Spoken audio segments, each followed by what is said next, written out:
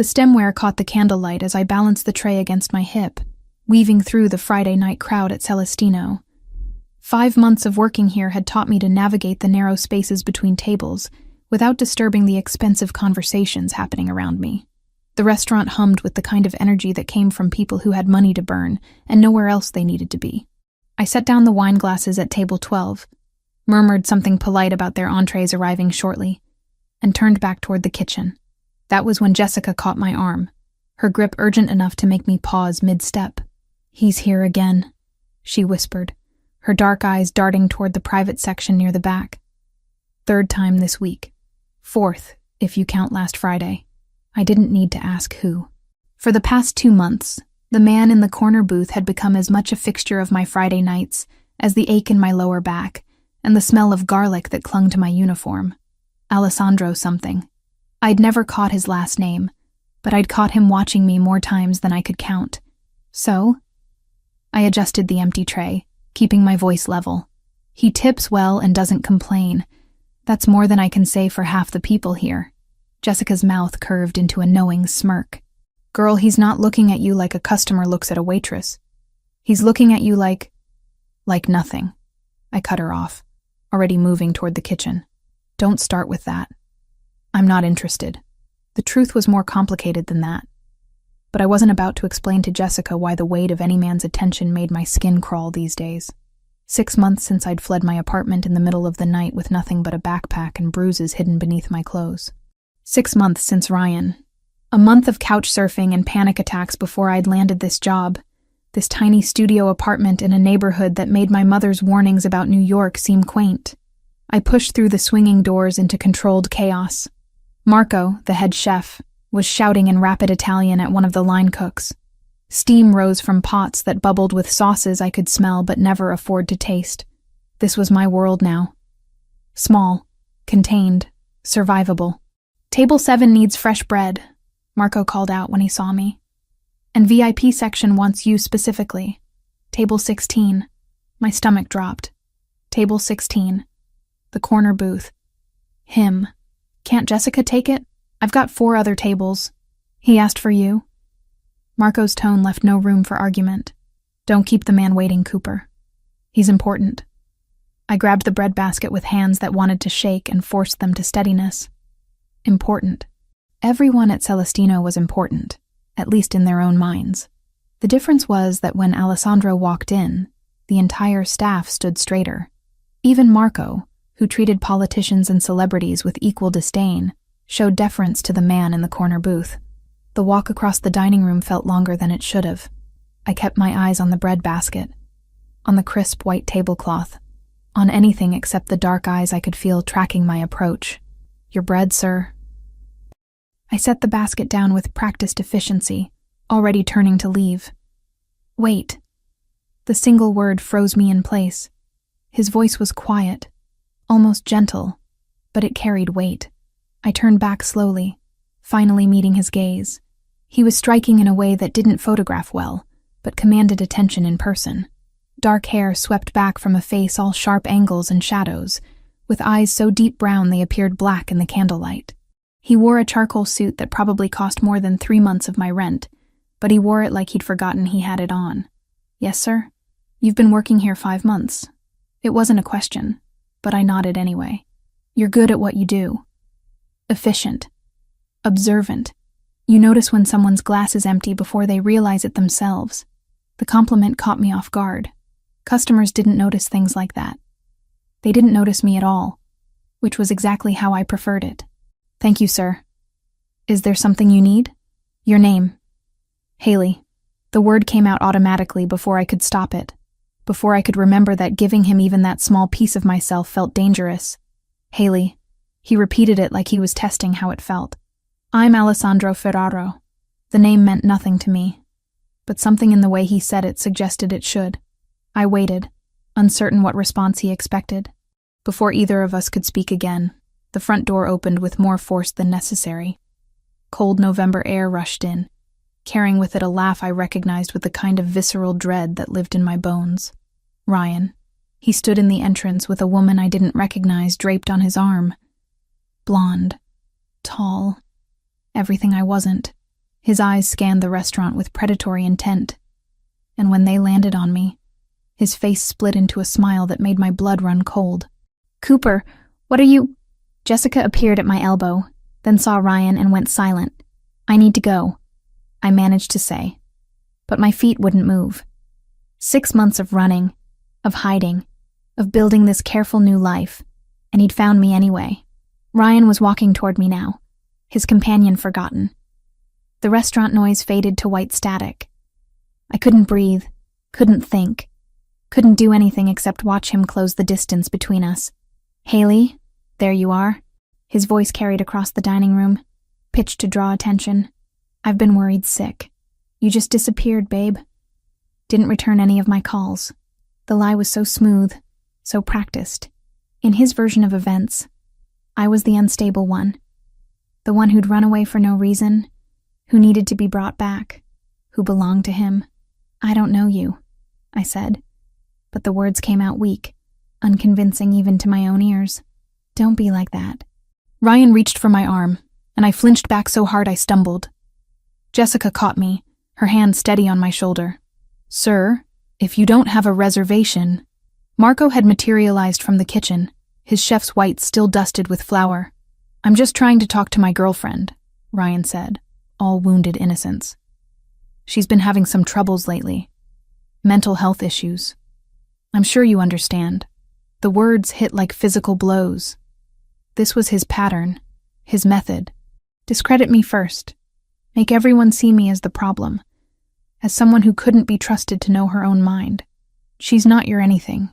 Alessandro's voice cut through the tension like a blade. He hadn't raised his volume, but somehow everyone in the vicinity fell silent. "And you need to leave." Ryan's attention snapped to Alessandro, dismissal already forming on his face. Then something shifted in his expression. Recognition, or maybe just survival instinct. Whatever he saw in Alessandro made him take an involuntary step backward.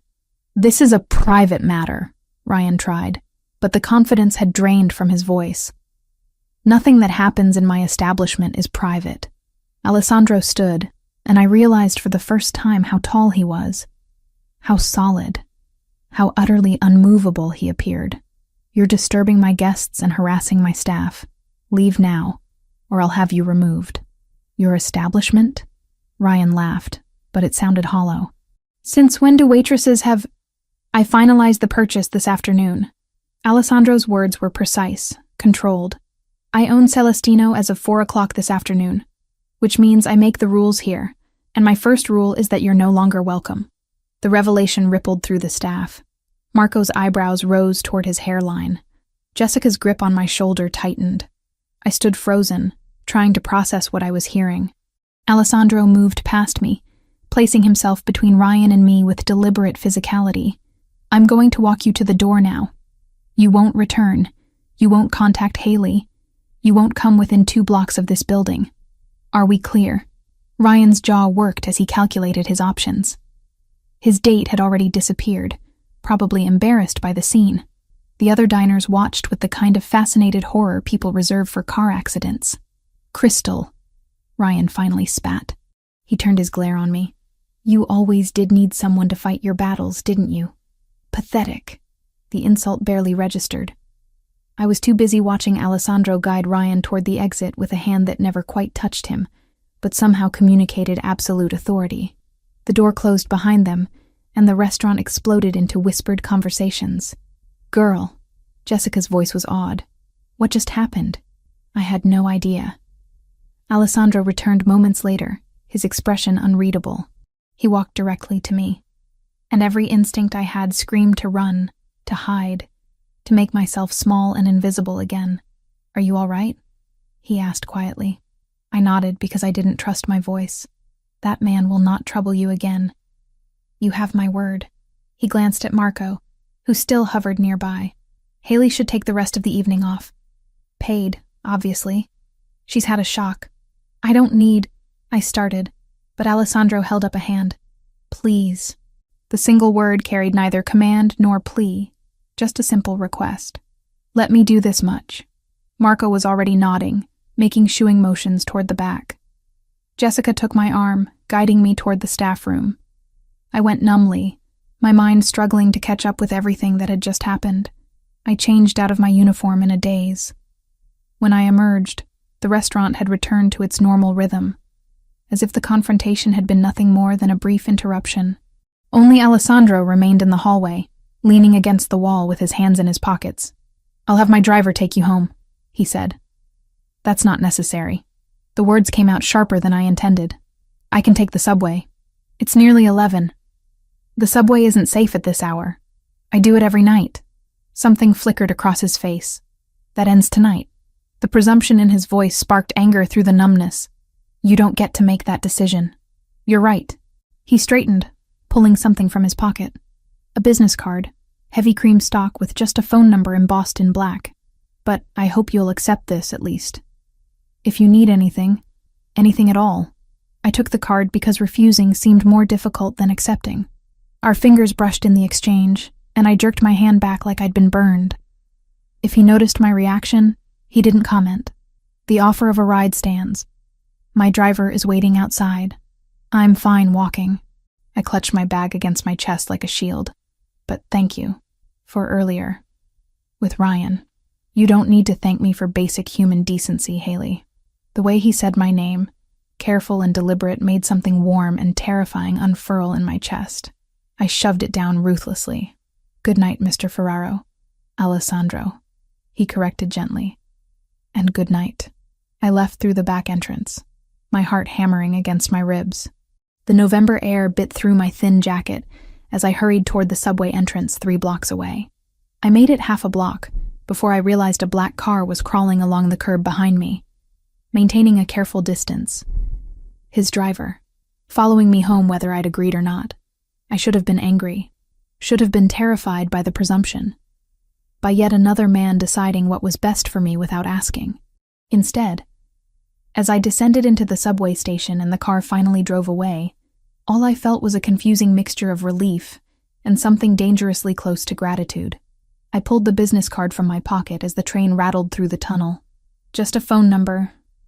No name, no company.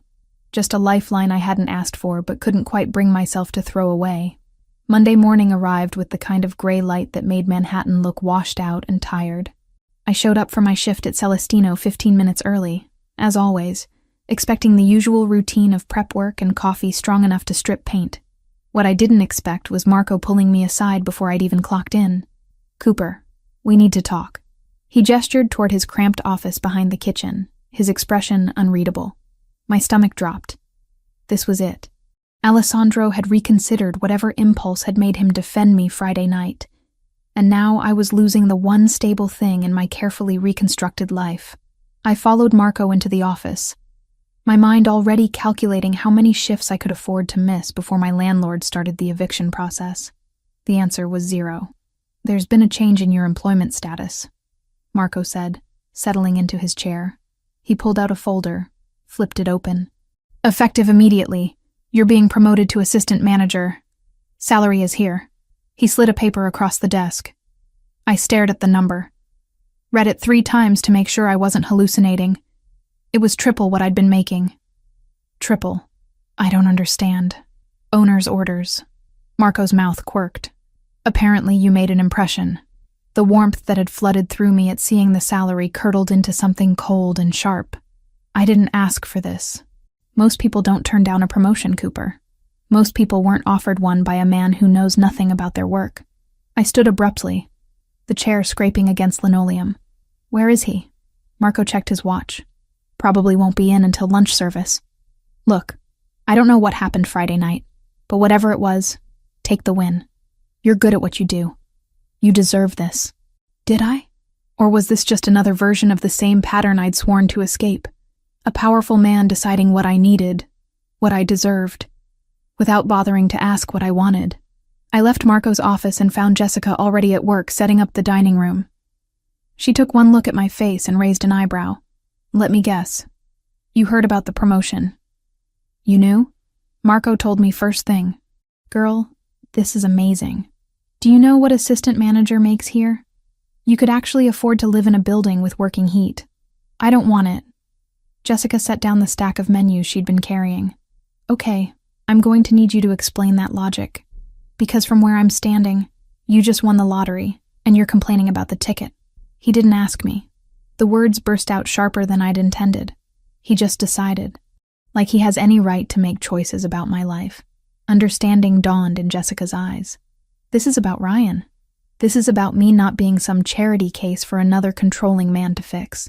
Haley, Jessica's voice gentled. I've been working here 3 years. I've seen Alessandro Ferraro exactly 6 times before 2 months ago. You know what he did for the last assistant manager when she asked for a raise? He said no. You know what he does for most staff? The bare minimum required by law. She paused.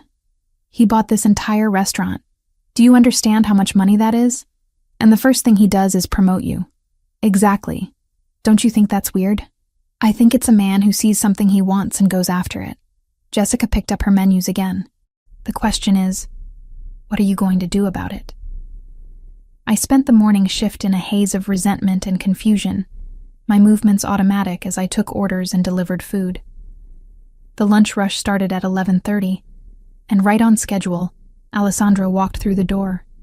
He looked different in daylight, less intimidating, almost approachable in dark slacks and a gray sweater that probably cost more than my monthly rent but looked comfortable. He scanned the dining room, found me immediately, and made his way to his usual table. I let him wait. Served 3 other tables first, refilled water glasses, checked on dessert orders. When I finally approached his table, my jaw was set and my resolve firm. We need to talk, I said without preamble. He glanced up from the menu he'd been pretending to read. Then talk. Not here. Marco's office. 5 minutes.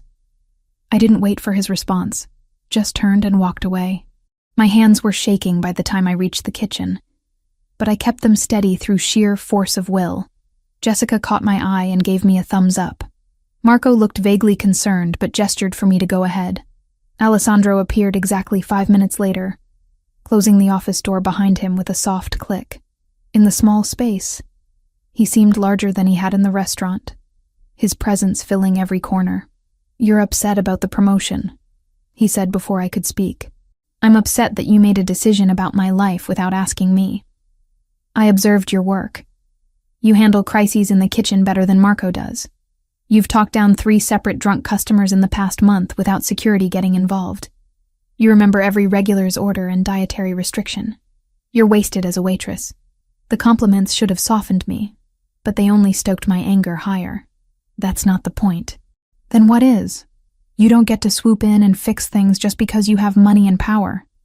I'm not some project for you to improve. Something flashed in his eyes. Hurt, maybe, or anger. His jaw tightened almost imperceptibly. I'm offering you a fair wage for your skill set. If that offends you, I can retract the offer. Good. The word came out sharp. Do that.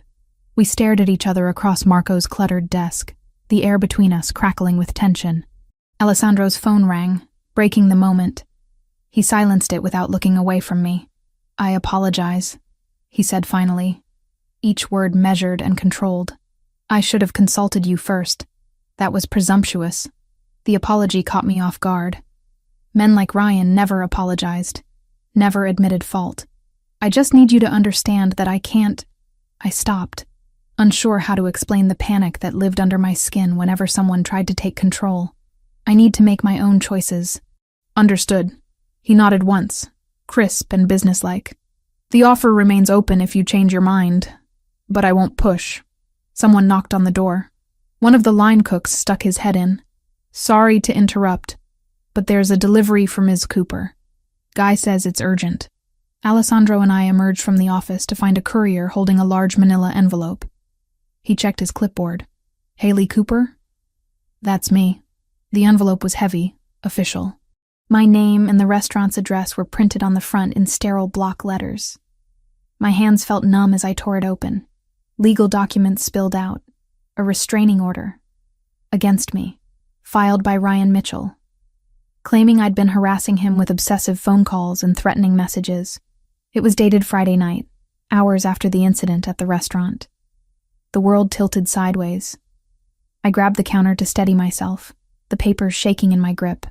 Every word was a lie. But they were official lies, stamped and signed by a judge. Ryan's father was a judge. He had connections, resources, the ability to make his version of reality legally binding. Let me see that. Alessandro's voice came from somewhere far away. He took the documents from my nerveless fingers, his eyes scanning the text with rapid precision. His expression hardened with each line he read. "This is fabricated," he said flatly. "I know that. You know that. But his father is Judge Mitchell. Do you know how much power that is?" My voice cracked. "I can't afford a lawyer. I can't fight this. He's going to destroy me, and there's nothing I can do about it." Alessandro pulled out his phone and walked a few steps away, speaking in rapid Italian to someone on the other end. I heard words I recognized. Lawyer, immediately, false accusation, mixed with ones I didn't. He spoke with the kind of authority that suggested the person on the other end had no choice but to comply. When he ended the call, he came back to me. "My attorney will have this dismissed by end of business today. You can't just watch me." He held up the restraining order. "Ryan Mitchell has made a critical error. He filed false legal documents. That's a crime, and his father's position won't protect him from serious criminal charges if I choose to pursue them." "Why would you do this?" The question burst out of me. "You don't know me. You don't owe me anything. Because it's wrong." He said it simply, as if that explained everything. Because men like him rely on their victims being too afraid or too poor to fight back, and because you deserve better than to be terrorized by someone you had the courage to leave. My throat tightened with unshed tears. I refused to cry in front of him, in front of anyone. Tears were weakness, and I'd learned the hard way that weakness only invited more pain. Alessandro's phone buzzed. He glanced at it, then back at me. "My attorney needs some information from you. It won't take long." He paused. "May I add my number to your phone? As an emergency contact?" The request was so simple, so reasonable, but it felt like standing on the edge of a cliff, about to step off into empty air. "This doesn't make us—" I stopped, not sure how to finish the sentence. "Friends? Allies? Something more dangerous?" "It makes you someone I can help if you need it," Alessandro said quietly. "Nothing more, nothing less." I handed him my phone with trembling fingers. He typed in his number, saved it under just his first name, and returned the phone to me. His hand brushed mine in the exchange, warm and solid and real. "The restraining order will be withdrawn by 5 o'clock, he said. "Ryan will not file another one. You have my word." "How can you be so sure?" "Because I'm going to make it very clear to him that pursuing this further would be catastrophically stupid." The temperature in his voice dropped several degrees. "I have information about his business dealings that would interest several federal agencies. He'll make the smart choice." The casual way he said it should have terrified me. This was a man who collected information like weapons, who could destroy someone's life with a phone call. Instead, I felt nothing but bone-deep relief. "Thank you," I whispered. Alessandro's expression softened fractionally. "Go take your lunch break. You've had a shock. When you come back, we can discuss the promotion like rational adults, if you're willing." I nodded, not trusting my voice. Jessica materialized at my elbow as Alessandro walked away, guiding me toward the staff room with gentle efficiency. "Okay, spill," she said once we were alone. "What just happened?" "I don't know." I sank onto the battered couch, my legs finally giving out. "He's going to make the restraining order disappear. Just like that. Like it's nothing." Jessica sat beside me, her expression uncharacteristically serious. "Haley, I need you to listen to me. Alessandro Ferraro isn't just some rich guy who owns restaurants. People are scared of him. Important people. You saw how Marco acted Friday night. What are you saying?" "I'm saying be careful. He's interested in you. That much is obvious. But men like him don't do anything without expecting something in return." Her words echoed my own fears, but they rang hollow against the memory of Alessandro's controlled fury when he'd read that restraining order, against the gentle way he'd asked permission before adding his number to my phone. My phone buzzed. A text from an unknown number. "Restraining order withdrawn. Judge Mitchell has been formally walled off from anything involving you going forward. Ryan has been strongly encouraged to relocate out of state. You're safe now. I I showed the message to Jessica. Her eyebrows rose toward her hairline. "Girl," she said slowly, "that man just made a legal problem disappear in under 2 hours. On a Monday. Do you understand how much power that takes?" I did. And it terrified me almost as much as it reassured me. My phone buzzed again. This time it was from Ryan's number. Just 3 words. "You'll regret this." My blood turned to ice. Alessandro had been wrong. Ryan wasn't smart enough to back down, wasn't rational enough to recognize when he was outmatched. He would keep coming, keep trying to hurt me, until one of us was destroyed. I forwarded the message to Alessandro without letting myself overthink it. His response came immediately. Noted. Forwarding to my attorney. This constitutes harassment. Ryan is building his own legal grave. Then another message. You're safe, Haley. I meant what I said. Jessica read the exchange over my shoulder and whistled low. Okay. Maybe I was wrong. Maybe he's one of the good ones. There are no good ones, I said automatically, the words worn smooth by repetition. Just ones who hide it better. Or maybe, Jessica said gently, you're so used to men like Ryan that you can't recognize when someone actually gives a damn about you. I didn't have an answer for that. 2 weeks slipped by in a rhythm I hadn't expected to find comforting. Alessandro came to Celestino 4 times each week, always requesting a table in my section, always ordering the same dishes, always leaving before the restaurant closed. We spoke in careful pleasantries about the weather, the menu, nothing that ventured into personal territory. Jessica said it was the most restrained courtship she'd ever witnessed. I refused to call it courtship at all. The promotion sat between us like unexploded ordnance. I hadn't accepted it, but I hadn't formally declined either. Alessandro seemed content to let the question hang unanswered, which only made me more suspicious of his motives. Ryan had gone quiet. No messages, no surprise appearances, nothing. The restraining order had vanished from public record, as if it had never existed. Alessandro's attorney had sent me a brief email confirming everything was resolved, with a phone number to call if I needed anything else. I'd saved the number and tried not to think about how much that legal work must have cost. Friday night found me closing down my section, my lower back aching from 8 straight hours on my feet. Jessica had left an hour earlier, and most of the kitchen staff was finishing cleanup. I walked home through streets that had become familiar, my keys threaded between my fingers out of habit rather than genuine fear. The November cold had teeth tonight, biting through my jacket and making my breath fog in the streetlight. I climbed the 4 flights to my apartment, already mentally cataloging what I had in the fridge that could pass for dinner. Probably nothing. Maybe I'd just go straight to bed. My door was unlocked. I stopped on the landing, staring at the handle that sat slightly ajar. I never left it unlocked. Never. My hand moved to my pocket, fingers closing around my phone. But I didn't pull it out yet. Maybe I'd forgotten this morning. Maybe I was so tired that I'd walked out without checking. I pushed the door open slowly. The apartment was destroyed. Drawers pulled out and emptied onto the floor, couch cushions slashed, books swept from their shelf, my few possessions scattered like debris from an explosion. And in the center of it all, sitting in my one kitchen chair with his arms crossed, was Ryan.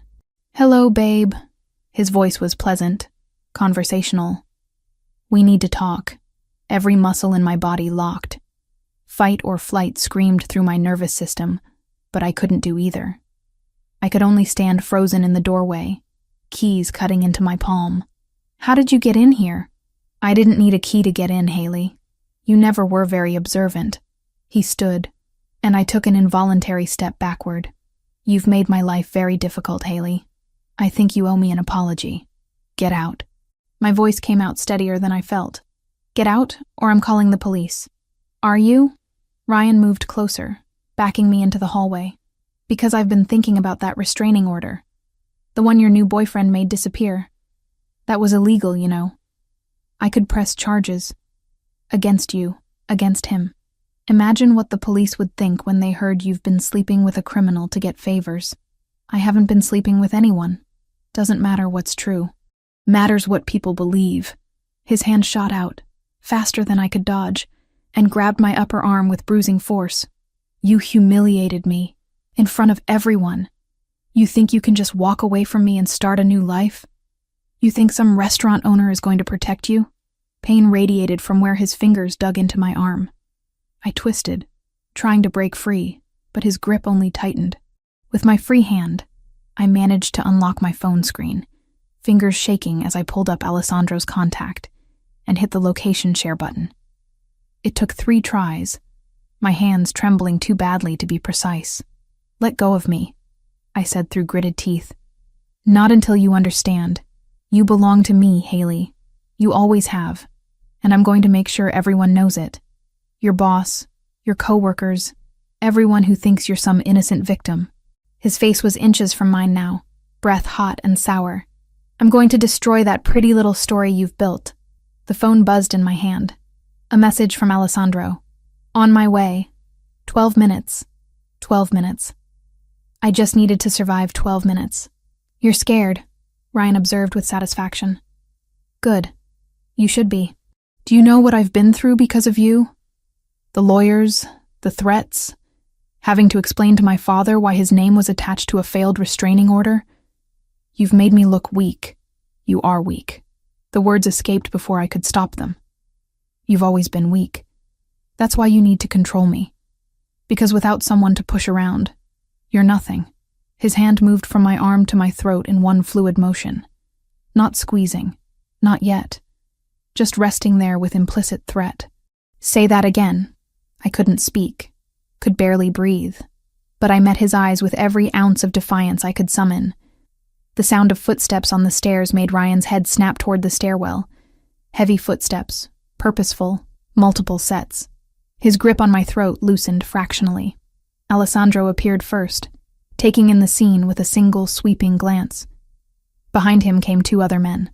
One was tall and broad-shouldered, with a broken nose that suggested violence was a familiar language. The other was leaner, watchful, with hands that stayed near his jacket pockets. "Step away from her." Alessandro's voice was absolutely calm, which somehow made it more terrifying than if he'd shouted. "Right now." Ryan's hand fell away from my throat. He manufactured a smile, the kind that used to charm my friends and confuse my family. "This is just a misunderstanding. Haley and I were having a discussion. Couples stuff, you know how it is. We're not a couple," I managed to say, my voice rough. "We haven't been for 6 months." Alessandro moved closer, placing himself between Ryan and me with deliberate physicality. "Did he hurt you?" I wanted to say no, to minimize it, to make this whole situation disappear, but Alessandro was looking at my arm, at the place where Ryan's fingers had left red marks that were already darkening to bruises. Something in his expression shifted. The careful control slipped for just a moment, and what showed beneath was cold and absolutely merciless. "Michael," he said without taking his eyes off Ryan, "remove our guest from the building. Make sure he understands that returning to this address would be inadvisable." The broad-shouldered man moved with surprising grace. He didn't touch Ryan, just positioned himself in a way that made retreat the only logical option. Ryan looked between them, calculations running behind his eyes. "This isn't over," he said to me. "Yes," Alessandro said quietly. "It is. If you contact Ms. Cooper again, if you come near her workplace or her home, if you so much as think about her too loudly, you'll discover exactly how unpleasant I can make your life. Am I being clear? You're threatening me in front of witnesses. I'm making you a promise. There's a difference." Alessandro's tone never changed, never rose, never wavered from that deadly calm. "Michael will escort you out now. The next time you need escorting, it won't be nearly so polite." Ryan looked at me one last time, something like hatred burning in his eyes, then let himself be guided toward the stairs. The lean man followed, and their footsteps echoed down the stairwell until the building's front door slammed shut. Only then did Alessandro turn to me. "Are you hurt anywhere else?" I shook my head, not trusting my voice. Now that the immediate danger had passed, my legs felt unsteady. I leaned against the wall, trying to keep myself upright through sheer determination. Alessandro surveyed the destroyed apartment, his jaw tightening. He didn't have a key. "I didn't give him one," I said, staring at the damage. "I never would." The admission felt like failure. "The lock is broken." Alessandro crouched by the door, examining the mechanism. He damaged it, forcing his way in. This door won't lock properly tonight. Alessandro's thumb moved over his phone. Michael is calling the police and the building manager, he said, voice clipped with control. There will be a report. Photos. A paper trail. His gaze lifted to mine. He doesn't get to do this and vanish into the dark. I'll wedge a chair under the handle. I've done it before. He stood, brushing off his hands. You're not staying here. I don't have anywhere else to go. There's a hotel 3 blocks from Celestino, the Meridian. I'll take you there tonight. Tomorrow we can discuss a more permanent solution. The presumption in his voice sparked anger through my shock. You can't just decide that. I can, and I am. He pulled out his phone. You're in shock. Your apartment is compromised, and your ex-boyfriend just demonstrated that he has no regard for your safety. Those are facts. The logical response is to remove you from this location immediately. I can't afford a hotel. The words came out sharp, humiliating. I can barely afford this place. Alessandro didn't even pause. I'm paying for it. No. I pushed off from the wall, anger giving me strength. I don't want your charity. I don't want to owe you anything. Something flashed across his face. Frustration, maybe, or hurt. This isn't charity. This is basic human decency. You're not safe here. Let me help you. Why?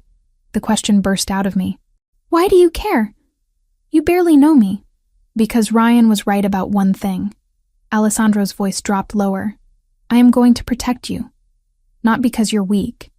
Not because I want to control you. But because I can, and he can't, and someone should. We stared at each other across my ruined apartment. I could feel my resistance crumbling, worn down by fear and exhaustion, and the simple fact that he was right. I wasn't safe here. One night, I said finally. Just tonight. Tomorrow I'll figure something else out. Alessandro nodded. One night. I'll help you pack what you need. He moved through my apartment with efficient purpose, finding my backpack amid the destruction and beginning to gather clothes. I watched numbly as he folded my things with unexpected care, selecting practical items without asking for guidance. A change of clothes, toiletries from the bathroom, the book I kept on my nightstand. Ready? He asked when the bag was full. I took one last look at the apartment. It had never been much, but it had been mine. My first place after escaping Ryan. My first taste of real independence. Seeing it destroyed felt like watching a piece of my hard-won freedom crumble. Yes, I whispered. The drive to the hotel passed in silence.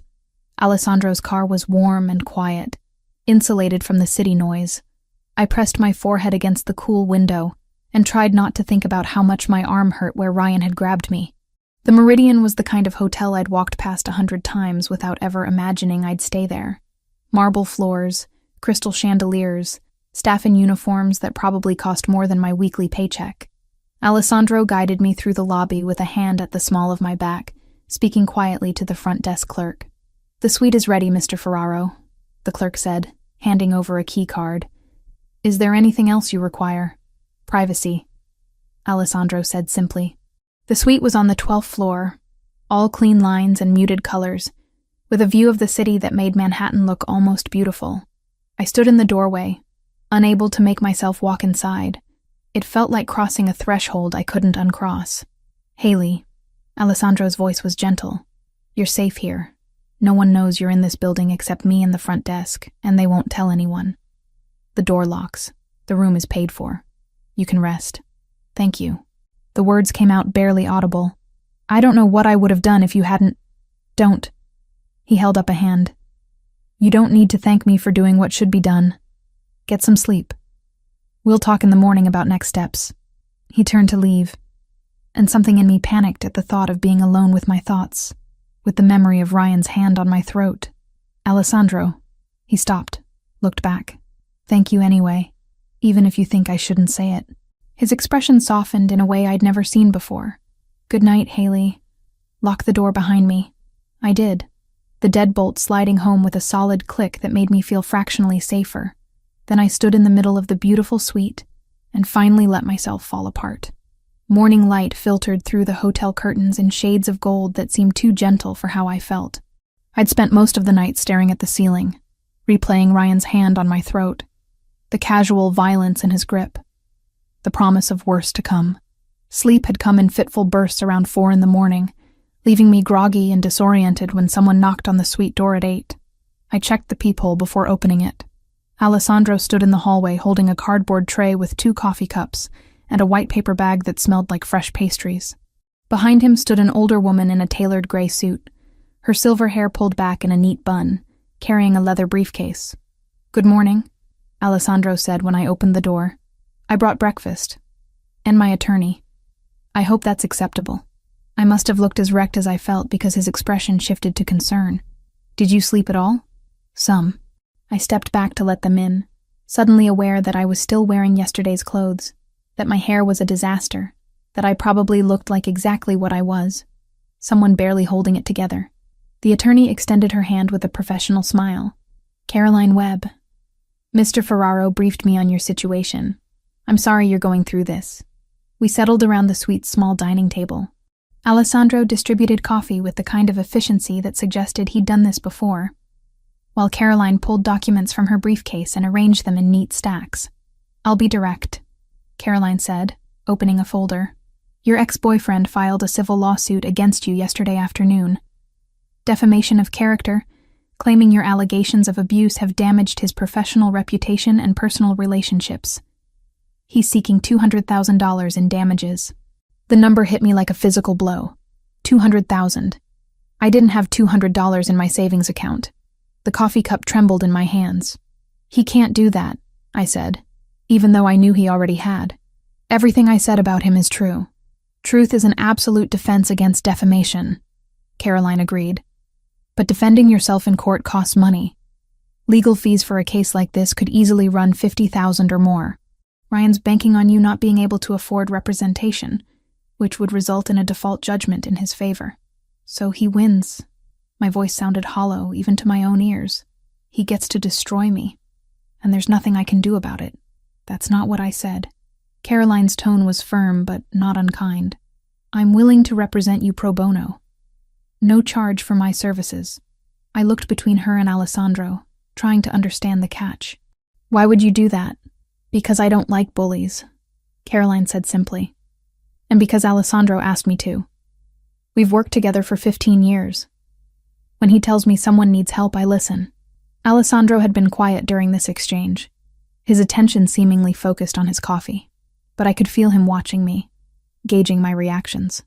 "There's more you should know," Caroline continued. "I did some preliminary investigation into Ryan Mitchell's background. He owes approximately $80,000 to various creditors, including some individuals who don't take kindly to missed payments. He has a pattern of behavior with former girlfriends. 2 separate women filed complaints about harassment and assault, but both cases were dismissed when the women suddenly declined to testify. Likely they were paid off or intimidated into silence. Each revelation made my stomach tighten. I'd known Ryan was cruel, but hearing it laid out in legal terms made it real in a way my own experiences hadn't. "He blames you for his current circumstances," Caroline said.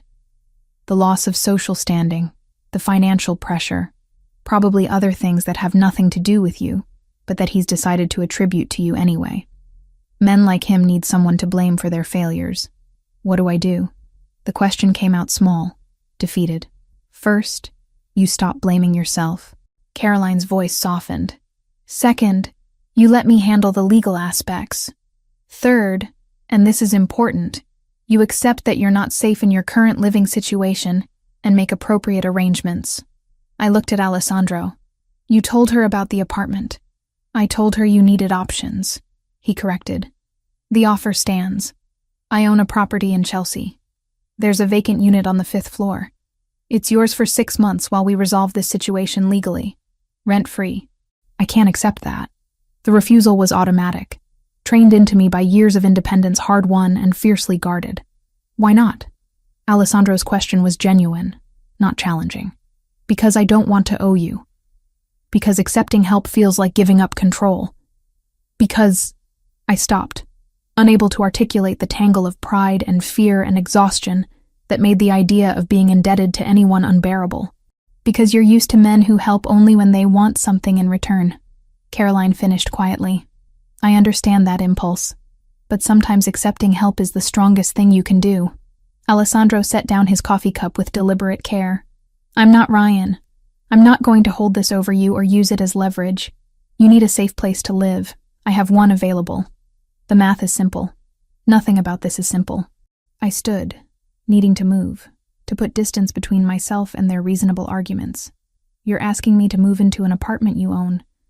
Let your attorney represent me for free. Except that you'll just fix all my problems because you've decided to. How is that different from Ryan deciding what I needed and making choices for me? Alessandro's jaw tightened, the first sign of frustration I'd seen from him. The difference is I'm asking, not telling. You can say no. You can walk out of this hotel right now. Go back to your broken apartment. Face Ryan alone with no resources and no protection. That's your choice to make, not mine.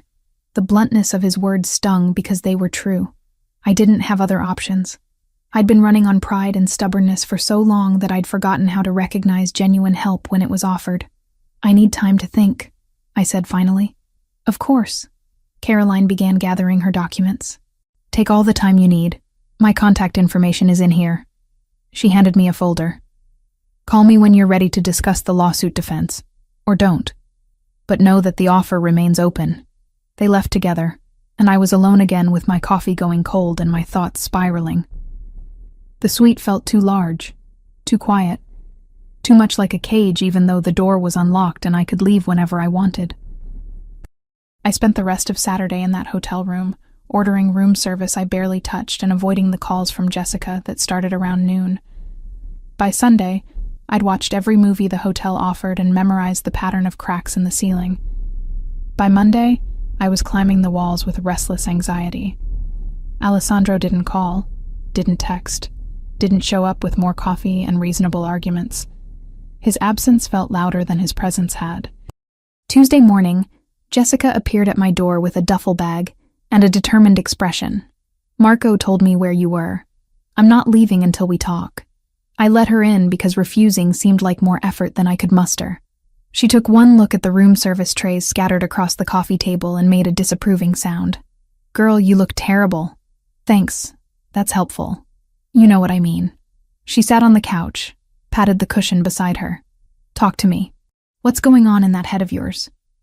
I sat, pulling my knees up to my chest. He wants me to move into an apartment he owns. I know. Marco told me the whole story. Jessica's expression was unusually serious. He also told me what Ryan did to your place, and that you've been hiding out here for 3 days instead of accepting help. It's not that simple. Actually, it is. You're making it complicated because you're scared. I'm not scared. The lie felt transparent even as I said it. You're terrified, Jessica corrected gently. Terrified of owing someone. Terrified of being controlled again. Terrified that accepting help makes you weak. Am I close? I pressed my face against my knees, unable to answer. Listen to me, Haley. I've known you for 5 months. In that time, I've watched you work double shifts to pay rent, seen you skip meals to save money, heard you turn down every offer of help like it's poison. She paused. And I've also seen the way Alessandro looks at you. That man is not trying to control you. He's trying to help you. There's a difference. How can you be sure? Because controlling men don't ask permission. They don't respect boundaries. They don't hire expensive attorneys and then disappear for 3 days to give you space to think. Jessica took my hand. Ryan conditioned you to see kindness as manipulation. But not everyone is Ryan. Her words settled into the quiet spaces of my thoughts, finding cracks in my defenses. What if I accept, and he expects something in return? Then you leave. You have that power. You've always had it. Jessica squeezed my hand. But I don't think he will. And I think you're using that fear as an excuse not to let someone care about you. I wanted to argue, to defend my carefully constructed walls. But exhaustion had worn me down to something closer to honesty. I don't know how to do this, I whispered.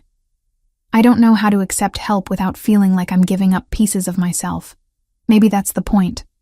Maybe accepting help isn't about giving up anything. Maybe it's about admitting you deserve to have people in your corner. We sat in silence for a while, Jessica's presence steady and grounding. Finally, she pulled out her phone and set it on the coffee table between us. Call him. Thank him properly for what he's done. And if you want to accept the apartment, accept it. If you don't, tell him no, and we'll figure something else out together. But stop torturing yourself by sitting here alone.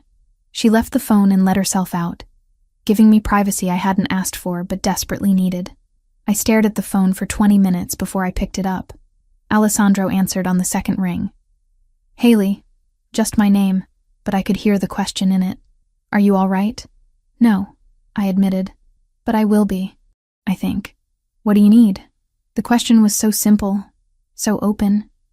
Not what he thought I needed, not what he'd decided was best. Just asking. I need to accept your help, I said, the words coming easier than I'd expected. The apartment, the attorney, all of it. If the offer still stands, it does. His voice warmed perceptibly. When would you like to see the place? Now, if that's possible. I can't stay in this hotel anymore. I'm losing my mind. I'll be there in 10 minutes. He arrived in 8, looking like he'd run the whole way. His hair was slightly disheveled, his jacket unbuttoned, and there was actual relief in his expression when he saw me. You're sure about this? He asked. No, but I'm doing it anyway. Something like respect flickered across his face. That's the bravest thing you could have said. The drive to Chelsea passed in comfortable silence. Alessandro didn't push me to talk, didn't ask questions, just let me exist in the quiet space of the car while the city rolled by outside. The building was beautiful in an understated way. Red brick with white trim, a small courtyard garden, security cameras discreet but visible. The lobby was clean and well-maintained without being ostentatious. 5th floor, Alessandro said, leading me to the elevator. Corner unit. It's been vacant for about 6 months. I had it cleaned and furnished last month. Just basic pieces, but you can add whatever you'd like. The apartment took my breath away. Hardwood floors, large windows that let in afternoon light, a kitchen with actual counter space, a bedroom that could fit more than just a bed. It was twice the size of my old place, 100 times nicer, and the rent would normally be completely beyond my means. The building has security, Alessandro was saying, walking me through the space. Cameras in the lobby and hallways, coded entry at the front door. The locks are new. I had them changed last week. You'll be the only one with a key. Last week, I repeated. You did this last week, before you knew if I'd accept. He had the grace to look slightly embarrassed. I wanted to be prepared if you said yes. That's incredibly presumptuous. Yes, he agreed. It is. I apologize. I walked to the windows, looking down at the street below. People hurried past, wrapped in scarves and winter coats, living their normal lives. From up here, the city looked manageable instead of overwhelming. Thank you, I said without turning around. For this. For the attorney. For showing up when I needed help. For respecting my space when I needed time. For all of it. I heard him move closer, stopping a careful distance behind me. You're welcome. For what it's worth, I don't do this lightly. Involving myself in someone's life. But something about you. He stopped, searching for words. You deserve to feel safe. Everyone does. But you especially. Why especially? Because you're still fighting. After everything he put you through, you're still standing. That takes strength most people don't have. I turned to face him. He was close enough that I could see the amber flecks in his dark eyes. The faint lines at the corners that suggested he didn't smile often, but sometimes did. I'm not as strong as you think I am. You're stronger. His voice was certain. Moving into this apartment doesn't make you weak or indebted or anything except smart. It makes you someone who recognizes when accepting help is the strategic choice. Strategic, I echoed, almost smiling. Is that what we're calling it? Would you prefer I call it what it is? Me wanting to make sure you're safe because the alternative is unacceptable? His expression turned serious. I sleep better knowing you're in a building with security cameras and working locks. Call it selfish if you want, but it's true. The admission hung between us. Honest and vulnerable in a way I hadn't expected from him. I'll take it, I said. The apartment. For 6 months, like you offered. And I'll pay you back somehow, when this is all over. There's nothing to pay back. But if it makes you feel better to think of it as a loan, We can call it that. It does make me feel better. He nodded, understanding in his expression. Then it's a loan. Interest-free, due whenever you decide you're ready. The terms were ridiculous, the kind of loan no bank would ever offer, but I accepted them anyway because I needed the illusion of control even if we both knew it was exactly that. An illusion. When can I move in? Whenever you'd like. Today, if you want. I can have Michael help bring over whatever you need from your old apartment. The thought of going back to that destroyed space made my chest tighten. But I needed my things. The few possessions that mattered to me. Today would be good, I said, if it's not too much trouble. It's not. He pulled out his phone, sent a quick text. Michael will meet us there in 30 minutes. We'll get what you need, bring it back here, and you can start settling in. Just like that. Just like that, he confirmed. It seemed impossible that my life could shift so dramatically in the span of a single conversation. But when we left the apartment an hour later with Michael's help to retrieve my belongings, I felt something I hadn't felt in months. Hope. Maybe Jessica was right. Maybe accepting help wasn't weakness. Maybe it was the first step toward building something that actually felt like home. 3 weeks in the Chelsea apartment had done something I hadn't expected. It had given me back my ability to sleep through the night. The building was quiet, in a way my old place never had been, insulated from street noise by good windows and actual insulation.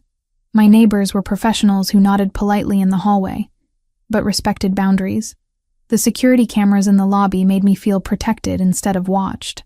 Jessica noticed the difference immediately when I showed up for my shift on a Wednesday morning. You look human again, she said, adjusting the silverware on table 6. Like, actually rested. It's weird seeing you without those dark circles. Turns out having working locks and heat that doesn't quit at 2 a.m. makes a difference. I finished folding napkins into the precise triangles Marco insisted on. Who knew? I knew. I've been telling you for months that your old place was a dump. She paused, studying me more carefully. He's still coming around? She didn't need to specify who. Alessandro had maintained his pattern of dining at Celestino 4 times a week, always ordering the same dishes, always leaving before closing. But something had shifted in the past 3 weeks.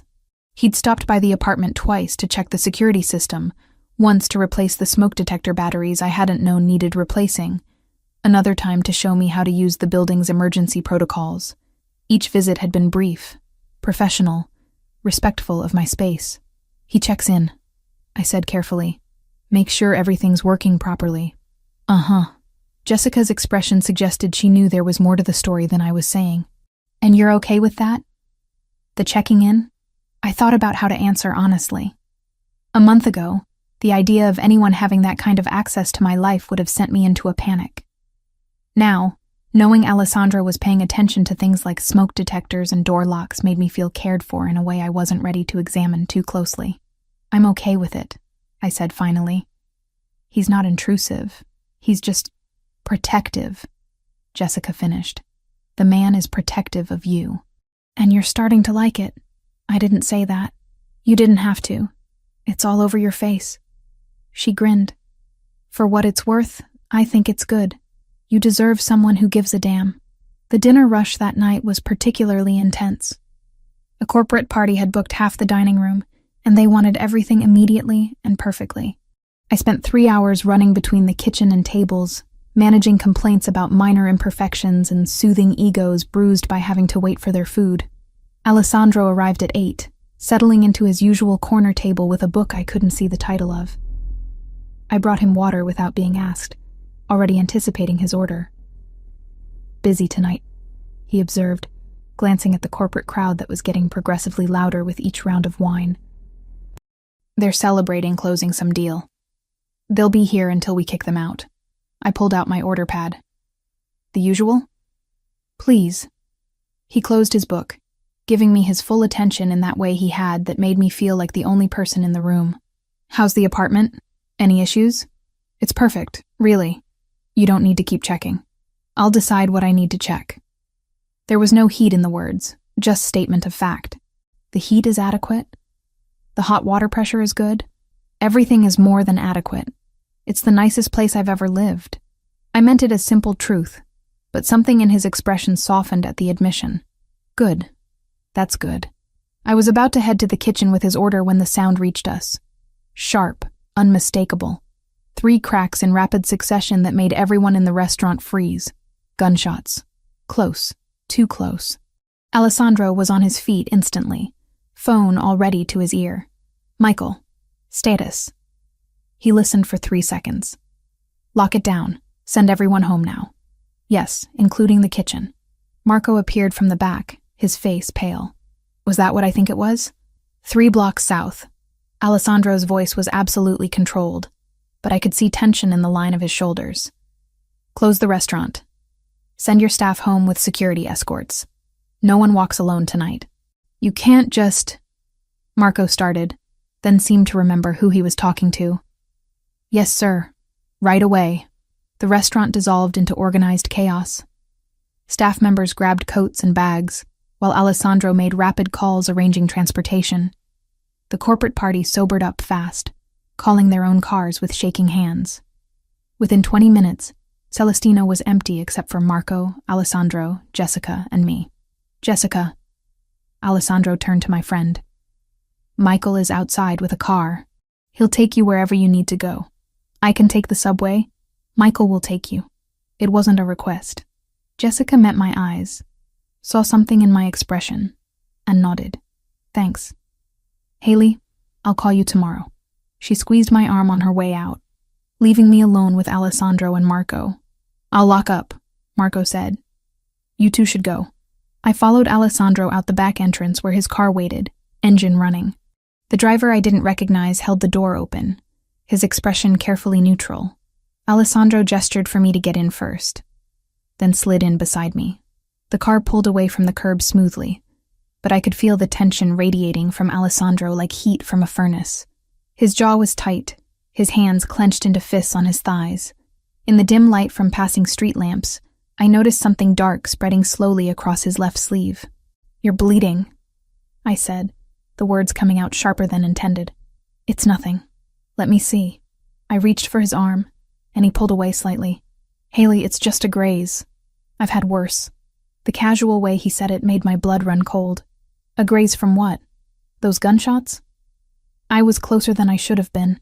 It's already stopped bleeding. I'll clean it when I get home. Or you could let me clean it at my apartment since we're going there anyway. I kept my voice level, but my hands were shaking. You said I needed an escort home. Fine. But you're going to let me look at that wound. He studied me for a long moment, then nodded once. If it will make you feel better, it will. The rest of the drive passed in heavy silence. When we reached my building, Alessandro dismissed his driver with instructions to return in an hour. I led him upstairs, hyper-aware of his presence behind me, of the way he moved with careful precision that suggested pain he was hiding. Inside the apartment, I pointed to the bathroom. Sit on the edge of the tub. I'll get supplies. He obeyed without argument, which told me the injury was worse than he wanted to admit. I found the first aid kit he'd insisted on stocking in my bathroom cabinet weeks ago, and returned to find him carefully peeling off his jacket and rolling up his shirt sleeve. The wound was a deep gash across his upper arm, still oozing blood. Not life-threatening, but definitely more than a graze. This needs stitches, I said, opening the kit with trembling hands. It's fine. Just clean it and wrap it. Alessandro, I can't go to a hospital. Too many questions. His eyes met mine, and I saw something raw in them. Please, just do what you can. I wanted to argue, but the look on his face stopped me. Instead, I soaked gauze in antiseptic and began cleaning the wound as gently as I could. He didn't flinch, didn't make a sound, just sat perfectly still while I worked. What happened? I asked quietly. And don't tell me it was random violence. Those shots were too close to the restaurant to be coincidence. Alessandro was silent for so long I thought he wouldn't answer. Then, do you really want to know? Once I tell you, you can't unknow it. I want to know. I pressed clean gauze against the wound, applying pressure. I think I deserve to know why someone shot at you close enough that I heard it. He took a breath, let it out slowly. There's a Russian organization that's been trying to expand into territory I control. Shipping routes, primarily. We've been negotiating, but talks broke down last week when they realized I wasn't going to concede the ports. Tonight was their way of sending a message. What kind of message? That they know about you. His voice went flat. They've been watching the restaurant. They know you work there. They know you live in a building I own. They're trying to figure out if you're valuable enough to me to be used as leverage. The gauze in my hands went still. Used as leverage for what? To make me give them what they want. Territory, money, concessions. They think if they threaten you, I'll fold. He looked up at me, his expression harder than I'd ever seen it. They're not entirely wrong. The implication settled over me like cold water. This is about me. They shot at you because of me. No. His hand caught mine, stopping my movements. They shot at me because they're desperate and stupid. You're not responsible for what they choose to do, but I am the reason you're a target. I've been a target my entire adult life, Haley. That's not new. What's new is having someone I care about potentially in their crosshairs. He released my hand, letting me go back to bandaging. Which is why I need to give you an option. My hands resumed their work automatically while my mind raced ahead. What kind of option? I have connections. People who can create new identities, relocate people safely. I can have you out of the city in 48 hours. New name, new job, new life somewhere they'll never find you. You'd be completely safe. The offer hung in the air between us, stark and final. He was giving me an escape route, a way out of the danger that came with knowing him. I should have been grateful. Should have been already planning what to pack. No, I said simply. Haley, no. I finished wrapping the bandage, securing it with careful precision. I'm not running again. I spent 6 months running from Ryan, and it didn't make me safe. It just made me alone. This is different. These people are dangerous, I know.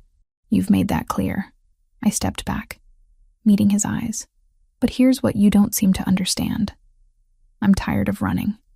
I'm tired of letting fear make my decisions. And I'm tired of men telling me what's best for me without asking what I actually want. What do you want? His voice was quiet, intense. I want to stop feeling like my life is something that happens to me instead of something I choose. I wrapped my arms around myself, suddenly cold despite the bathroom's warmth. I want to feel like I matter to someone without it being about control or ownership. I want... The words caught in my throat. What I wanted was standing in front of me, wounded and worried, and offering me safety at the cost of everything else. I want to stay, I finished softly. Here. In this apartment, at my job, in this city. With you in it. Something shifted in Alessandro's expression. The careful control cracked, showing something raw and unguarded beneath. He stood slowly, favoring his injured arm, and moved close enough that I could feel the heat of him. You don't know what you're saying. You don't understand what being close to me means. Then explain it to me. I refused to step back, refused to let fear win again. Tell me exactly what it means so I can make an informed choice instead of one made out of panic. It means security escorts, limited freedom, always looking over your shoulder. It means people like the Russians will see you as a weapon to use against me. His jaw tightened. It means I'll do everything in my power to keep you safe. But there are no guarantees. No promises that nothing will ever happen. Life doesn't come with guarantees. My voice was steadier than I felt. Ryan taught me that. The difference is with you, I get to choose. You're not forcing me into anything. You're offering me options and respecting whatever I decide. You're right, I am. He lifted his uninjured hand, fingers hovering near my cheek without quite touching. But I need you to be absolutely certain. Because if you stay, if you choose this, I won't be able to let you go. The admission hung between us, heavy with meaning.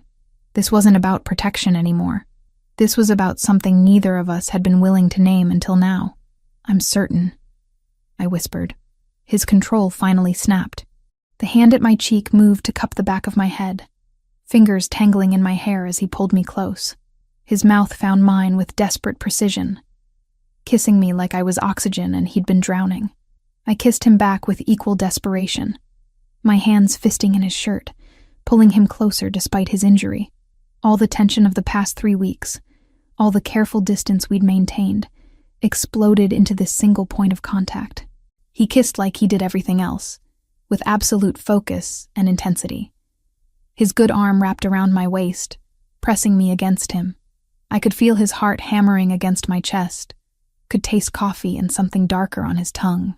When we finally broke apart, both breathing hard, his forehead rested against mine. "This is a terrible idea," he said, but he didn't let go. Probably. My hands were still twisted in his shirt. But I'm done making only safe choices. He pulled back enough to look at me, his eyes searching mine. "You're vulnerable right now. Scared. I won't take advantage of that." "You're not taking advantage. I'm choosing you." I met his gaze steadily. "There's a difference." "There is." His thumb traced my lower lip with heartbreaking gentleness. "Which is why I'm going to leave now. Before we do something you'll regret in the morning." "I won't regret it." "Maybe not." He pressed a kiss to my forehead, soft and achingly tender. "But I need you to be sure. I need you to choose me when you're not running from something else. Can you understand that?" I did, even though every nerve in my body was screaming for him to stay. He was giving me time, space, respect. Everything Ryan had never offered. "Go," I said, even though the word hurt. "But come back, please. Tomorrow." It was a promise. "We'll talk tomorrow. Really talk. About what this means, what you're choosing, all of it." He left, and I locked the door behind him with shaking hands. My lips still tingled from his kiss. My hands still remembered the feel of his shirt beneath my fingers. Every part of me wanted to chase after him, to pull him back, to finish what we'd started. But he was right. I needed to be sure, needed to choose him from a place of strength, not fear. Tomorrow, I would make that choice. Tonight, I would let myself feel the weight of it, the possibility and the danger and everything in between. Alessandro didn't come back the next day, or the day after that. By the third day, I'd stopped checking my phone every 5 minutes for messages that never arrived. By the fifth day, Jessica was giving me concerned looks every time she caught me staring at his empty table during dinner service. "He's avoiding you," she said on the 7th night, after we'd closed, and I was wiping down tables with more force than necessary. "And you're pretending you don't care." "I'm not pretending anything." I scrubbed at an imaginary stain. "He's busy. He has businesses to run. A life that doesn't revolve around me." "Right. And that's why Michael has been doing the security checks instead of him." I'd noticed. Michael had shown up twice in the past week to verify the building's systems, both times with polite efficiency and absolutely no explanation for Alessandro's absence.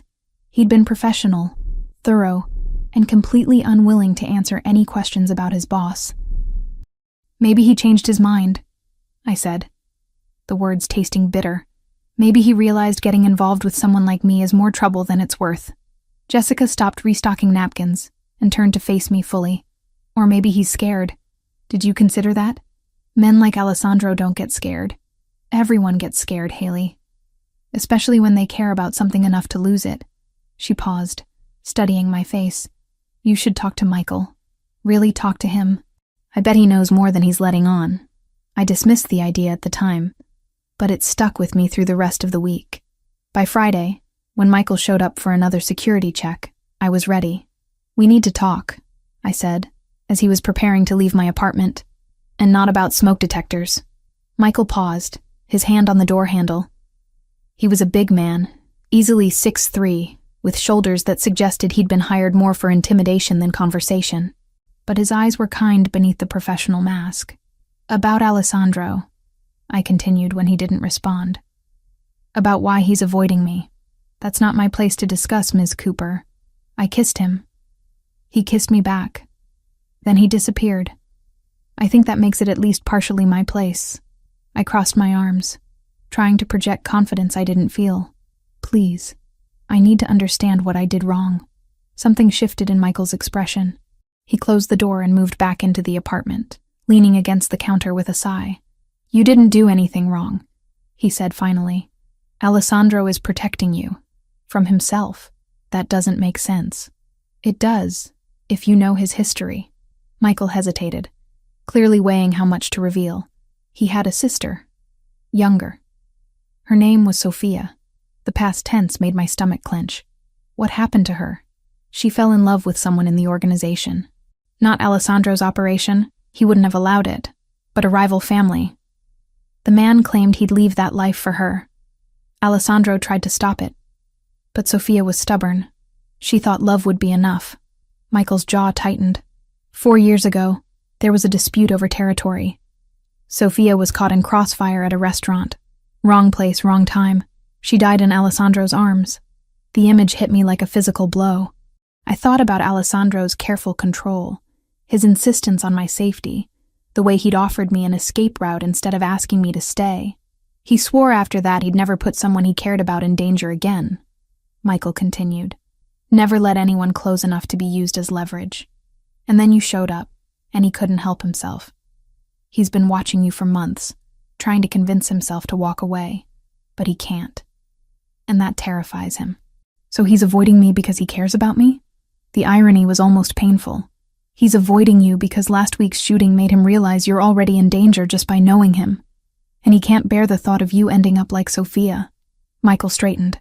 That's why I'm telling you this, Ms. Cooper. If you're going to pursue this, you need to understand what you're asking him to overcome. It's not just about danger. It's about 4 years of grief and guilt. After Michael left, I sat on my couch for an hour, processing everything he'd told me. Alessandro wasn't avoiding me because he'd changed his mind. He was avoiding me because he was terrified of losing me the way he'd lost his sister. I pulled out my phone and sent a text to Michael. What's Alessandro's office address? The response came immediately, along with a warning. He won't be happy, I told you. I'll take that risk. The address led me to a building in the financial district, all glass and steel and the kind of anonymous corporate presence that didn't draw attention. I talked my way past building security by claiming I had a delivery, then took the elevator to the 15th floor. Alessandro's office was at the end of a quiet hallway. Through the frosted glass door, I could see his silhouette at a desk, phone pressed to his ear. I knocked before I could lose my nerve. The conversation stopped mid-sentence. I'll call you back, he said. And moments later, the door opened. He looked exhausted. Shadows under his eyes suggested he'd been sleeping as poorly as I had. His shirt was wrinkled, tie loosened, and there was coffee staining his cuff. When he saw me, something like pain flashed across his face. Haley, what are you doing here? Michael told me about Sophia. I pushed past him into the office before he could close the door. About what happened to her. About why you've been avoiding me. Alessandro's expression closed off immediately. Michael had no right. He had every right. Someone needed to tell me the truth instead of letting me think you'd just decided I wasn't worth the trouble. I turned to face him. Anger and hurt and understanding all tangled together. You can't protect me from everything, Alessandro. And you can't make my choices for me. I watched my sister die because she chose to be with someone in this life, he said, his voice raw. I held her while she bled out on a restaurant floor. Do you understand what that means? What it did to me? I understand that it was tragic and unfair, and not your fault. I took a step closer, but I'm not Sophia. And you're not the person who killed her. You can't punish yourself forever for something you couldn't control. I can keep you safe by staying away from you. No, you can't. The Russians already know about me. They already see me as leverage. Staying away won't change that. It'll just make me face it alone instead of with you. I moved closer still, until I was near enough to see the gold flecks in his dark eyes. I'm choosing this, Alessandro. Knowing the risks, understanding the danger, fully aware of what happened to your sister. I'm choosing you anyway. His control was fracturing. I could see it in the tension of his shoulders, the way his hands clenched at his sides. You don't know what you're asking. Then tell me. Tell me exactly what I'm asking for so I can prove I understand. You're asking me to let you into a world where violence is currency and loyalty is survival. You're asking me to care about you knowing that caring makes you a target. You're asking me to trust that I can keep you safe when I couldn't keep my own sister safe. His voice cracked on the last word. I can't lose someone else. I can't. You won't. I closed the final distance between us, placing my hands on his chest, where I could feel his heart racing. Because I'm not going anywhere. Not because you're protecting me, but because I'm strong enough to stand beside you. There's a difference. For a long moment we stood frozen, his eyes searching mine for certainty. Then something in him broke. His arms came around me, pulling me close with desperate intensity.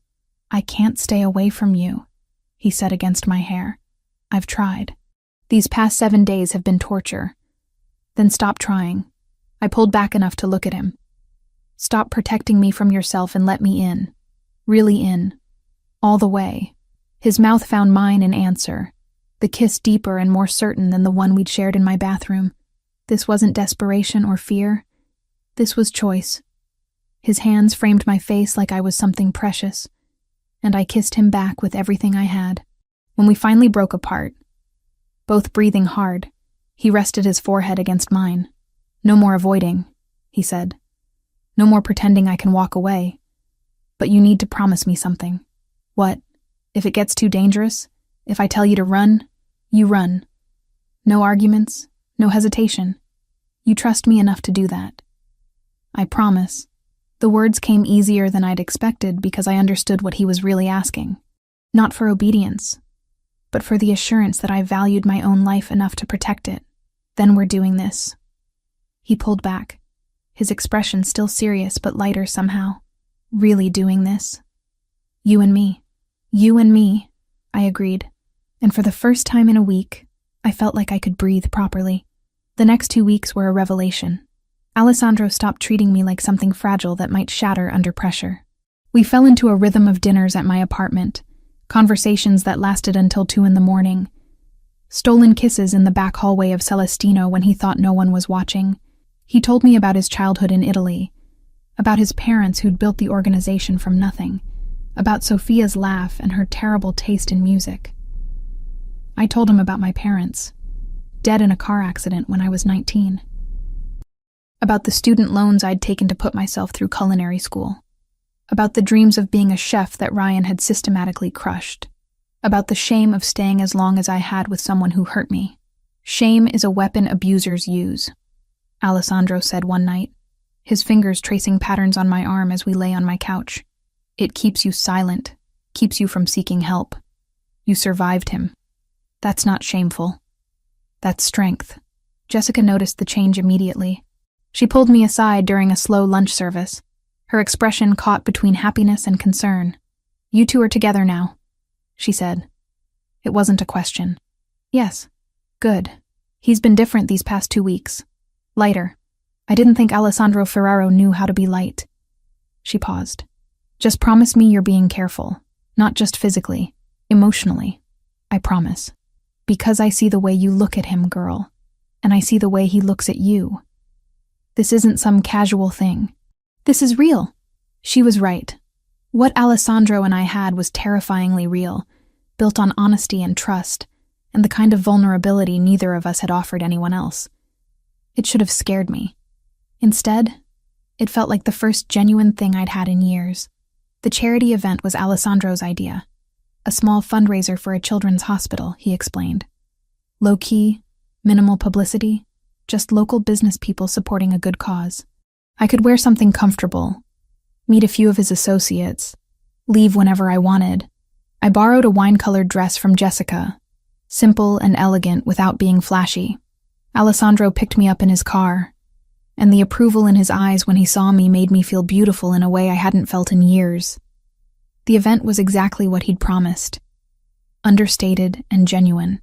I met his business partners, shook hands with people whose names I recognized from news articles, drank champagne that probably cost more than my weekly paycheck. Alessandro kept his hand at the small of my back, a constant warm presence that made navigating the unfamiliar social territory bearable. We were leaving when someone asked for a photo. "Just a quick picture for the hospital's website," the organizer explained. Alessandro looked at me, silently asking permission. I nodded. The photo was innocent, his arm around my waist, both of us smiling at the camera, nothing scandalous or newsworthy. I forgot about it the moment it was taken. 3 days later, it was everywhere. Someone had posted it to social media with a caption identifying Alessandro by name. From there, it spread, shared, commented on, dissected by people who had opinions about who Alessandro Ferraro spent time with and why. I was working a dinner shift when Michael appeared, his expression grim. He spoke quietly to Alessandro, who'd been dining alone at his usual table. I watched Alessandro's face harden, watched him pull out his phone and scroll through something that made his jaw clench. He stood abruptly and crossed to where I was refilling water glasses. "We need to go. Right now. I'm in the middle of my shift. Marco will understand." "Michael, bring the car around to the back entrance." His hand found mine, squeezing once. "Please, Haley. Trust me." The urgency in his voice cut through my confusion. I followed him to the back, calling an apology to Jessica as we passed. She waved me on, her expression worried but understanding. In the car, Alessandro finally showed me his phone. The photo from the charity event, reposted dozens of times with increasingly speculative captions. But that wasn't what made my blood run cold. It was the message he'd received an hour ago. A photo of me leaving Celestino that morning, edited to show a red laser sight centered on my back. "The Russians," I whispered.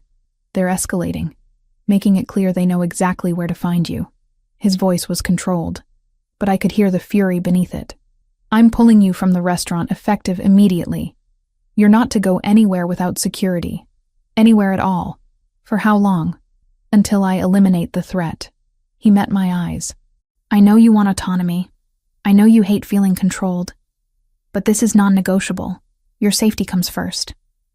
I wanted to argue, wanted to insist I could still live my life despite their threats. But the image of that laser sight kept flashing through my mind. "Okay," I said quietly. "What do you need me to do?" Relief washed over his features. "Stay at the apartment.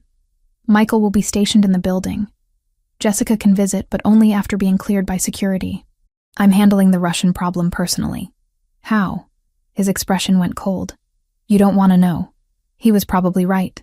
But as we drove through the city toward my apartment, past people living normal lives without death threats and organized crime, I wondered what exactly I'd chosen. Not just Alessandro, but everything that came with him. When we reached the building, Alessandro walked me up himself. At my door, he pulled me close, holding me like he was afraid to let go. "This will be over soon," he promised, "and then we can have something that looks like normal." "I don't think we're built for normal," I said, but I held him just as tightly. After he left, I called Jessica. She answered on the first ring. "I heard what happened," she said immediately. "Marco told everyone. Are you okay?" "I'm safe. Scared, but safe." I sank onto the couch, exhaustion catching up with me.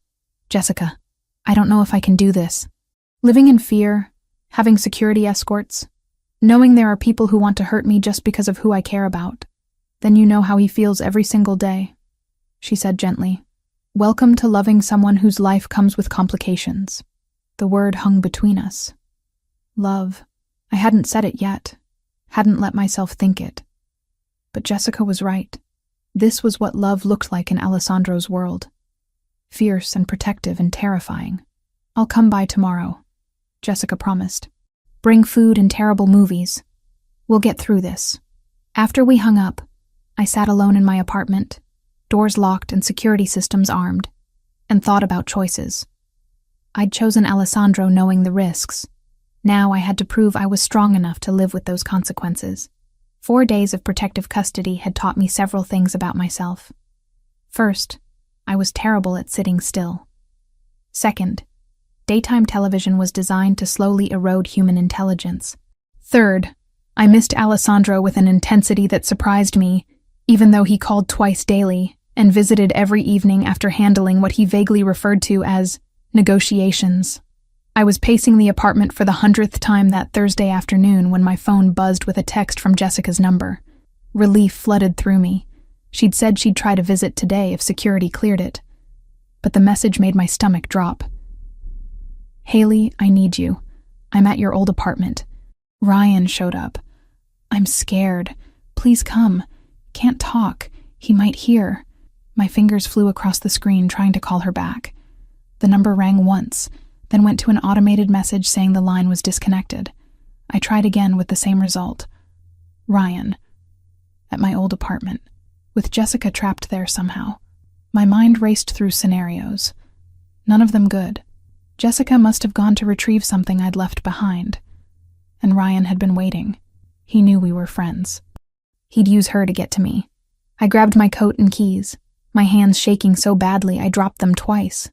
The security guard Michael had stationed in the building lobby, a quiet man named David, stood as I rushed toward the exit.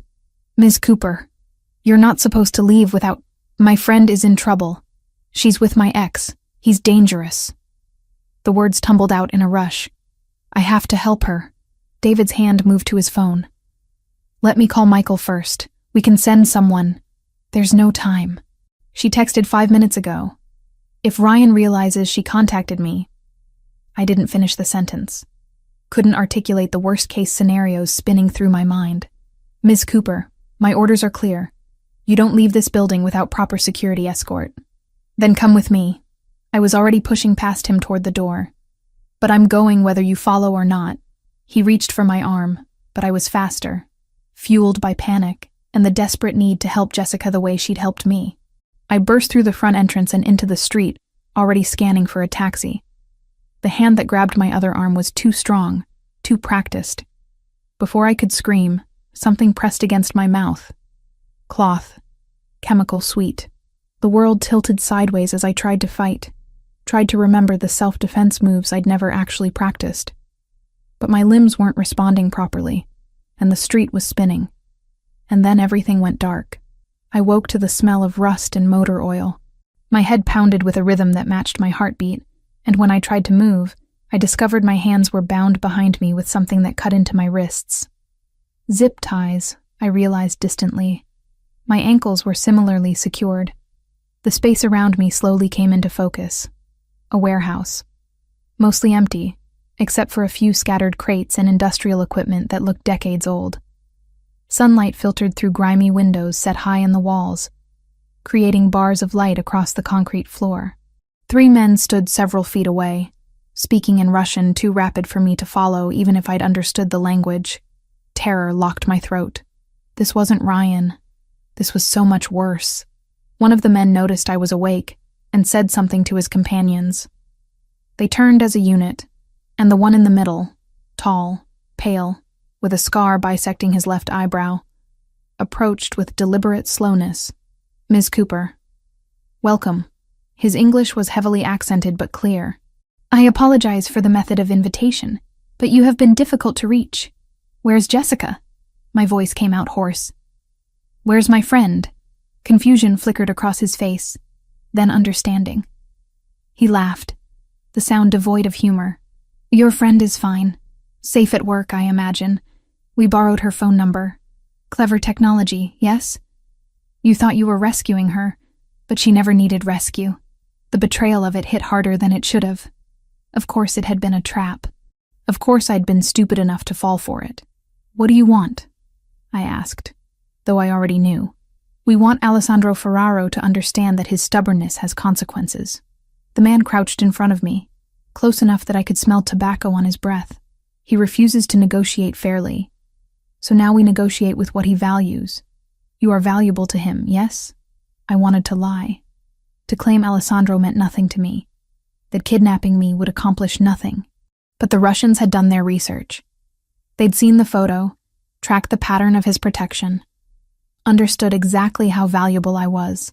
"He'll kill you for this," I said instead, putting every ounce of certainty I possessed into the words. "Perhaps. But first, he will pay. $5 million and control of the southern port. A small price for something he loves." The man stood, pulling out a phone. "We will send him proof you are alive. You will tell him to cooperate." "Yes?" He held the phone in front of me, camera recording. I stared into the lens, knowing Alessandro would see this, knowing it would destroy him the way Sophia's death had. "Don't pay them," I said clearly. "Don't give them anything. I'm not worth—" The backhand came fast enough that I tasted blood before I felt the pain. My head snapped to the side, stars exploding across my vision. "Try again," the Russian said calmly. "This time, ask him nicely to pay." I spit blood onto the concrete and met the camera's eye once more. "I love you," I said. Because if this was the last message Alessandro received from me, that needed to be in it. I'm sorry. The phone disappeared. The Russians moved to the far side of the warehouse, speaking in low tones. I tested the zip ties systematically, looking for any weakness, any way to slip free. But they'd done this before, and whoever had secured my bonds knew exactly how tight to make them. Time passed strangely in the warehouse. Could have been an hour, could have been 3. The sunlight shifted across the floor, tracking the afternoon's progress. I thought about Alessandro receiving that video, about the expression on his face when he saw me bound and bleeding, about Michael and Jessica and everyone who'd told me to be careful, to stay put, to trust that I was protected. I'd been so arrogant, thinking I could handle this world, thinking love and determination were enough to survive the kind of danger Alessandro lived with daily. The sound of an engine outside made all 3 Russians tense. The leader barked orders, and the other 2 pulled weapons from their jackets. Guns, matte black and professional. They took positions near the warehouse's main entrance, a massive rolling door that looked like it hadn't moved in years. "Your hero arrives," the leader said to me. Right on schedule. So predictable. These men in love. The door began to rise with a mechanical screech that set my teeth on edge. A figure stood silhouetted in the opening. Alessandro, alone, carrying a black duffel bag that presumably held $5 million in cash. "Don't come in!" I shouted, my voice cracking. "It's a trap!" He came in anyway, because of course he did. His eyes found me immediately, and I watched something in his expression fracture at seeing me tied and injured. But his voice when he spoke was absolutely controlled. "I have what you asked for. Let her go. First, we verify the money." The Russian leader gestured to one of his men, who advanced toward Alessandro with weapon drawn. Everything happened at once. Glass shattered from above as figures dropped through the high windows on rappelling lines. Michael's voice shouted, "Down!" and Alessandro dove toward me while gunfire erupted from multiple directions. The warehouse transformed into chaos, shouting in Russian and English, the sharp crack of weapons, the smell of cordant burning in my nose. Alessandro's body covered mine, his weight pressing me flat against the concrete as bullets whined overhead. I felt rather than heard his sharp intake of breath, felt wetness spreading across his shoulder where it pressed against my cheek. "Stay down," he said through gritted teeth. "Don't move." The firefight lasted maybe 90 seconds, though it felt like hours. When silence finally fell, my ears were ringing, and my heart was trying to hammer through my ribcage. Alessandro rolled off me carefully, his face pale but determined. His shoulder was bleeding through his shirt, the wound spreading crimson across gray fabric. "You're hurt," I said stupidly, as if that wasn't obvious. "I'm fine." He pulled a knife from his pocket and began cutting through the zip ties with shaking hands. "Are you hurt? Did they—" "I'm okay. Scared, but okay." The ties fell away, and I could finally move my hands, could reach up to touch his face and confirm he was real. "You shouldn't have come alone. You shouldn't have risked." There was never a question of risk. His hands framed my face with heartbreaking gentleness. "You're mine to protect. That doesn't have conditions." Michael appeared, checking the Russians who lay motionless across the warehouse floor. His team, 4 others I didn't recognize, were already moving through the space with tactical efficiency, securing weapons and checking for additional threats. "Clean," Michael called out. "Warehouse is secure. We need to move before police arrive." Alessandro helped me to my feet, his injured arm hanging awkwardly at his side. I pressed my hand against his wound, trying to slow the bleeding. He didn't flinch, just kept his good arm around my waist as we made our way to the waiting vehicles. The ride to the hospital passed in a blur of sirens, and Michael's calm voice on the phone coordinating with what sounded like law enforcement. Alessandro kept his eyes on me the entire time, his thumb tracing circles on my wrist like he needed the physical confirmation I was alive. "I'm so sorry," I said for the 10th time. "I thought Jessica was in danger. I didn't think—" "You thought like someone who loves her friends and wants to protect them. That's not wrong." His voice was rough with pain and something deeper. "But we're going to have serious conversations about security protocols after this. After you get treated for the bullet wound you took because of me. I'd take 100 bullets if it meant keeping you safe." He said it like it was simple fact, not dramatic declaration. That's what this means, Haley. Loving someone in this world. It means being willing to bleed for them. The hospital staff recognized Alessandro immediately and rushed him into treatment with efficiency that suggested they'd done this before. I refused to leave his side, holding his hand through the process of cleaning and stitching the wound. The bullet had gone clean through the fleshy part of his shoulder.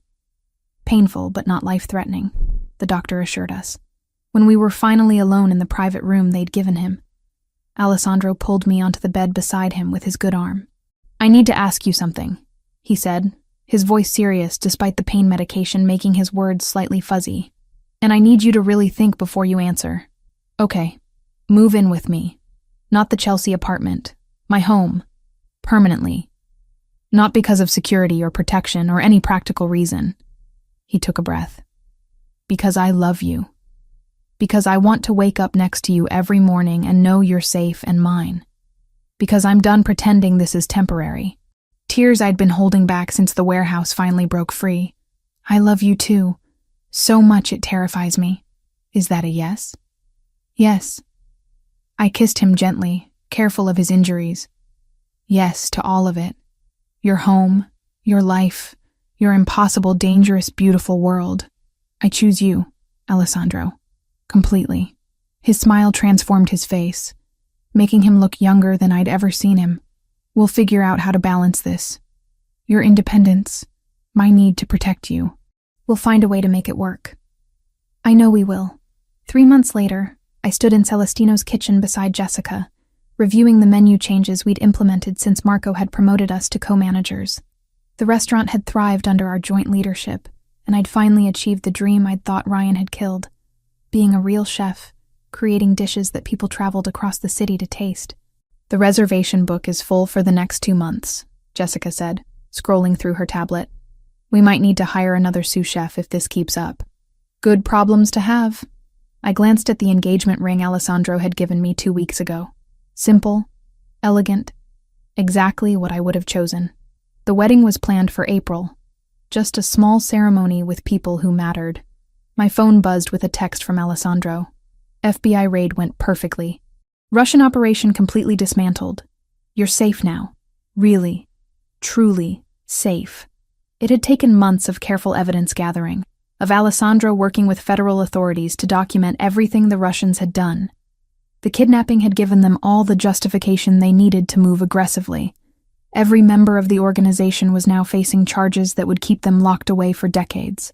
And Ryan had been arrested last month for conspiracy, fraud, and a dozen other charges after Alessandro had provided recordings of his dealings with the loan sharks who'd cooperated with authorities in exchange for reduced sentences. He'd be in prison for the next 10 years, minimum. "You okay?" Jessica asked, noticing my distraction. "I'm perfect." And I meant it. For the first time in my adult life, I felt genuinely safe, genuinely loved, genuinely certain of my choices. That evening, Alessandro picked me up from work in his car. The drive to his home, our home now, took us through Manhattan as the sun set, painting the buildings in shades of copper and gold. He reached across to take my hand, lacing our fingers together. "Have I told you today that I love you?" "Only twice." "You're slacking." "I love you." He kissed my knuckles. "I love your stubbornness and your courage, and the way you refuse to let me make decisions for you. I love you too. Even though you're overprotective and controlling and sometimes impossible." "Only sometimes?" I laughed, and it felt like freedom. This life we were building together wasn't perfect or safe or anything like normal, but it was ours, chosen with full knowledge and open eyes, built on trust and honesty, and the kind of love that could survive bullets and betrayal and everything in between. "Only sometimes," I confirmed, and kissed him as the city lights came alive around us, promising tomorrow and all the tomorrows after that.